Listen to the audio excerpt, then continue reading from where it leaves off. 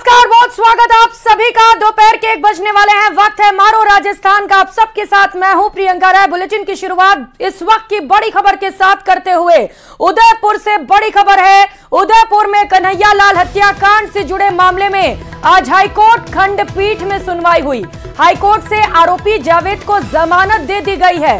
High court की खंडपीठ से जावेद को जमानत मिली है। 1 लाख के मुचलके पर जमानत दी गई है। हालांकि ये सशर्त जमानत है, यानी कि कई शर्तों के साथ जावेद को जमानत मिली है। मामले में जावेद पर रेकी करने के आरोप थे। 28 जून 2022 को कन्हैया लाल की हत्या की गई थी और आरोपी जावेद के अधिवक्ता सादत अली ने कहा कि एनआईए ने बिना जांच और पुख्ता सबूतों के ही गिरफ्तारी की है। सिर्फ कॉल डिटेल के आधार पर जावेद को गिरफ्तार किया गया। जावेद की मोबाइल लोकेशन, वीडियोग्राफी, फोटोग्राफी या अन्य साक्ष्य एनआईए के पास नहीं है। हाईकोर्ट खंडपीठ ने एनआईए के साक्ष्यों को भी अधूरा माना है। आरोपी जावेद को सशर्त जमानत पर रिहा किया गया है। तो जावेद, जिसे आरोपी माना गया है कन्हैया लाल हत्याकांड का, रेकी के आरोप लगे जावेद पर। इसके बाद से लगातार सुनवाई की जा रही थी, लेकिन इस बीच बड़ा अपडेट ये मिल रहा है कन्हैया लाल हत्याकांड को लेकर कि जावेद को कोर्ट की ओर से सशर्त जमानत दे दी गई है। यानी कि कुछ शर्तों के साथ जावेद को छोड़ दिया गया है, रिहा कर दिया गया है। हालांकि इस पूरे मामले पर सुनवाई जारी रहेगी, लेकिन एनआईए पर बड़े सवाल खड़े हो रहे हैं, जहां पर एनआईए के साक्ष्यों को अधूरा माना है कोर्ट ने। बताया जा रहा है कि जावेद की मोबाइल लोकेशन, वीडियोग्राफी, फोटोग्राफी या अन्य साक्ष्य एनआईए के पास नहीं मिले हैं और इसी बिना पर कोर्ट ने यह फैसला सुनाया है, जहां पर सशर्त जमानत जावेद को दे दी गई है। एनआईए का कहना था कि मोहम्मद जावेद ने सुबह 11 बजे फ़ोन करके मुख्य आरोपी को सूचना दी कि कन्हैया लाल दुकान के ऊपर बैठा हुआ है, जबकि चालान के अंदर ना तो नक्शे के अंदर मोहम्मद जावेद की दुकान का फासला दिखाया गया।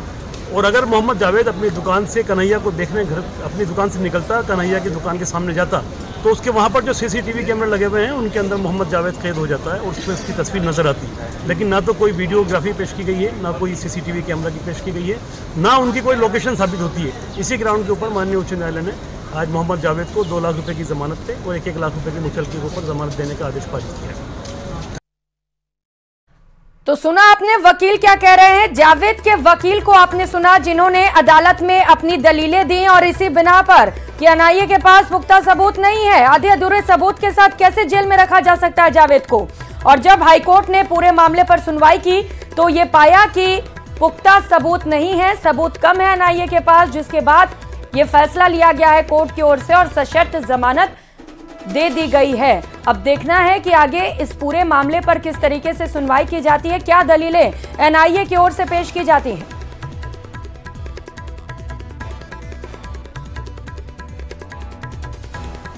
तो आरोपी जावेद को जमानत मिल गई। 2023 में बबला को भी बेल मिल गई थी। सबूतों का अभाव उस वक्त भी बताया गया था। 28 जून 2022 को निर्मम तरीके से कन्हैया लाल की हत्या की गई थी। रियाज और गौस मुख्य आरोपी बताए गए थे। कुल 11 लोगों को आरोपी बताते हुए एनआईए की ओर से गिरफ्तारी की गई थी और उसके बाद से ही लगातार इस पूरे मामले पर कोर्ट की ओर से सुनवाई की जा रही है। और इसी बीच ये बड़ी खबर इस वक्त की आपको बता रहे हैं, जहां पर जावेद को सशर्त जमानत दे दी गई है। जब कन्हैया लाल हत्याकांड हुआ था तो लोगों में भारी आक्रोश दिखाई दिया था। अब देखना इस फैसले के बाद कोर्ट के क्या कुछ रुख होता है लोगों का। सहयोगी कमलेश इसी खबर पर ज्यादा अपडेट के साथ सीधे हमारे साथ जुड़ चुके हैं। सशर्त जमानत मिली है जावेद को। कमलेश, कौन कौन सी शर्त रखी गई है कोर्ट की ओर से? आज जो कन्हैया लाल हत्याकांड जो 28 जून 2022 को उदयपुर में हुआ, इस मामले में टोटल 9 आरोपी बनाए गए थे। इसमें जो है कि आज एक आरोपी जावेद को कोर्ट से जमानत मिली है। इसके बाद जो है कि अभी भी 7 आरोपी जेल में है और एक आरोपी को पूर्व में ही यहाँ पर जमानत दी गई।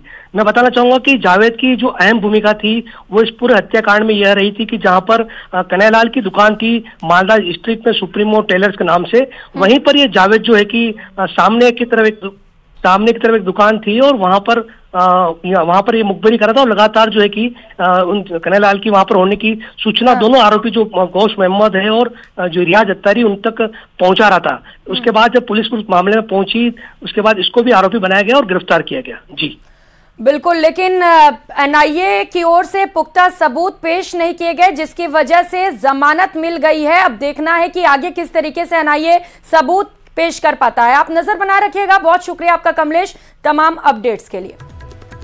और रुक करेंगे इस बीच मिल रही एक और बड़ी खबर का। बीकानेर से बड़ी खबर है। लॉरेंस गैंग के गुर्गे 2 दिन की रिमांड पर लिए गए हैं। पूछताछ के लिए एसआईटी का भी गठन कर दिया गया है। डकैती की योजना बनाते हुए कुल 5 बदमाशों को गिरफ्तार किया गया था। सदर थाना पुलिस और डीएसटी ने गिरफ्तारी की थी। अब एसआईटी पूरे मामले को लेकर आरोपियों से पूछताछ करेगी। तो बड़ी खबर इस वक्त की आपको बता रहे हैं, जहां पर एसआईटी का गठन किया गया है। 2 गुर्गे रिमांड पर लिए गए हैं। अब इन दोनों गुर्गों से पूछताछ की जाएगी कि आखिर क्या प्लानिंग थी कि इनकी क्या क्या बड़ी वारदात जिसे ये अंजाम देने वाले थे। इन तमाम बातों को लेकर पूछताछ की जाएगी और उम्मीद यही है कि पूछताछ के बाद खुलासे भी होंगे।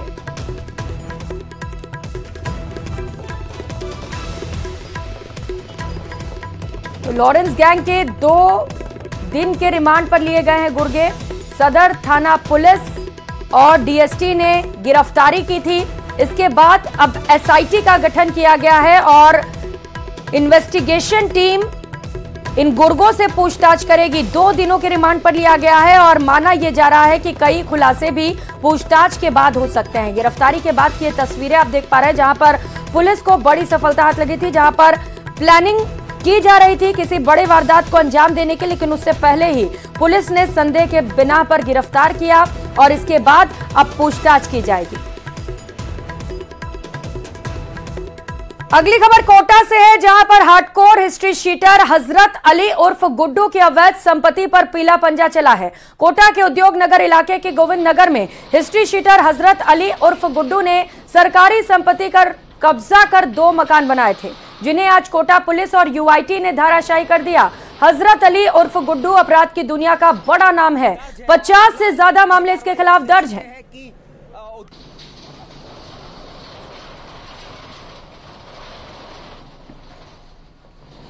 हार्डकोर हिस्ट्री शीटर हजरत अली उर्फ गुड्डू की अवैध संपत्ति पर बड़ा एक्शन। कोटा पुलिस और यूआईटी की तरफ से बड़ी कार्रवाई कोटा के उद्योग नगर इलाके के गोविंद नगर में की जा रही है और देख सकते हैं ये किस तरह से पूरी की पूरी जो बड़ी कार्रवाई है वो फिलहाल कोटा के उद्योग नगर इलाके के गोविंद नगर में अंजाम दी जा रही है। और ये तस्वीरें देख सकते हैं जो कि स्पष्ट तौर पर यहाँ पर नज़र आ रही हैं। पूरा की पूरा जो मकान है वो यहाँ पर धाराशायी कर दिया गया है और धाराशायी करने के साथ में ये देख सकते हैं कि आप जेसीबी मशीन के साथ में जो पूरा की पूरा अवैध कब्जा यहाँ पर मिटाया जा रहा है। अपराध की दुनिया का एक बड़ा नाम है हजरत अली उर्फ गुड्डू। 50 से ज़्यादा जो मामले हैं वो हजरत अली उर्फ गुड्डू के खिलाफ दर्ज थे। 14 साल की उम्र में ही अपराध की दुनिया में सक्रिय हो गया था और कोटा पुलिस के लिए बड़ा सरदर्द था। 2 मकान जो कि गोविंद नगर इलाके में सरकारी भूमि पर कब्जा करके बनाए थे।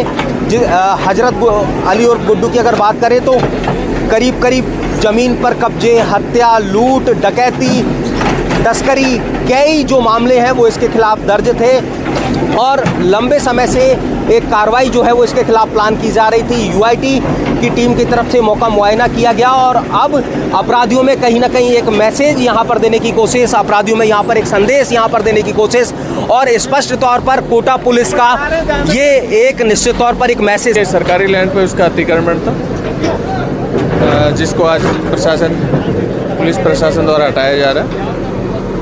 50 से ज़्यादा मामले इसके खिलाफ इसके विरुद्ध करीब 52-53 मुकदमे दर्ज हैं और जिनमें इसके वारंट भी निकले और इसके जो भी संपत्ति ऐसी है उनके चिन्हीकरण करके किस तरह का अपराधी है सर? इस पर हर तरह के मुकदमे, हीनियस क्राइम के भी मुकदमे हैं। और उधर नाहरगढ़ पहाड़ी पर रविवार को लापता हुए 23 साल के राहुल पराशर की तलाश में अब तक का सबसे बड़ा सर्च ऑपरेशन जयपुर पुलिस द्वारा चलाया जा रहा है। नॉर्थ जिले के 5 थानों का 60 पुलिस कर्मियों का जाब्ता, सिविल डिफेंस के जवान, एनडीआरएफ और एसडीआरएफ की रेस्क्यू टीम के साथ ही वन विभाग के कर्मचारी, स्थानीय लोग, डॉग स्क्वाड की टीम भी, यानी कि कुल मिलाकर 300 लोग इस कॉम्बिंग सर्च ऑपरेशन में जुटे हुए हैं।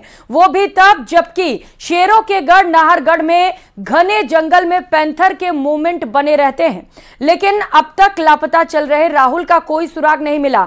न्यूज 18 संवाददाता विष्णु शर्मा ने लगातार जयपुर के अब तक के सबसे बड़े सर्च ऑपरेशन की लाइव कवरेज की है। न्यूज 18 की सबसे बड़ी कवरेज में पहाड़ी के चप्पे चप्पे पर पुलिस नजर आई।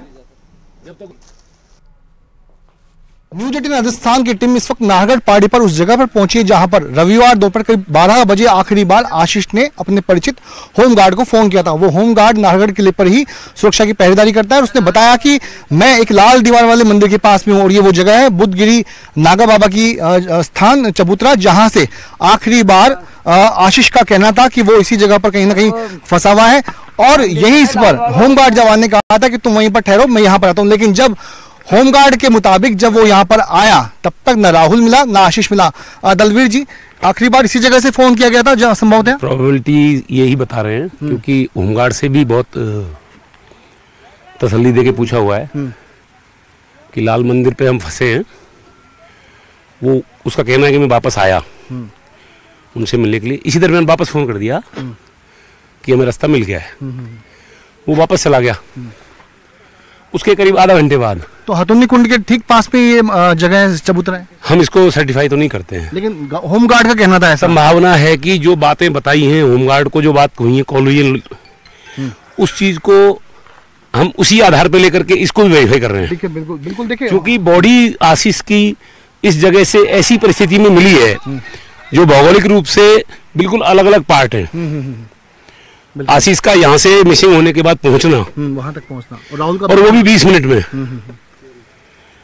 12:30 के आसपास होमगार्ड को फोन किया, 12 बजे नहीं किया था।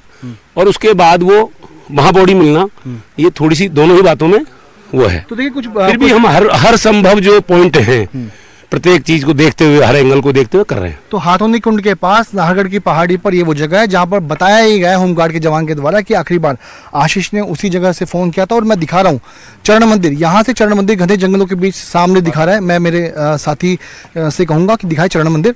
इन्हीं घने जंगलों से होकर सामने की तरफ चरण मंदिर जाता है। वहीं से रविवार सुबह जाने के लिए, यानी चरण मंदिर पर जाने के लिए आशीष और राहुल भट्टा बस्ती वाले इलाके से पहाड़ी के रास्ते से होकर के इस नाहरगढ़ की पहाड़ी पर आए थे, जिसके बाद में वे लोग इन्हीं घने जंगलों में लापता हो गए। तो न्यूज 18 राजस्थान दिखा रहा है वो खास जगह, और अब भी संभावना है कहीं ना कहीं राहुल जिंदा मिले और सकुशल पुलिस उसको अपने परिजनों तक पहुंचा दे। कैमरा पर्सन शेर सिंह के साथ विष्णु शर्मा, न्यूज 18 राजस्थान, जयपुर।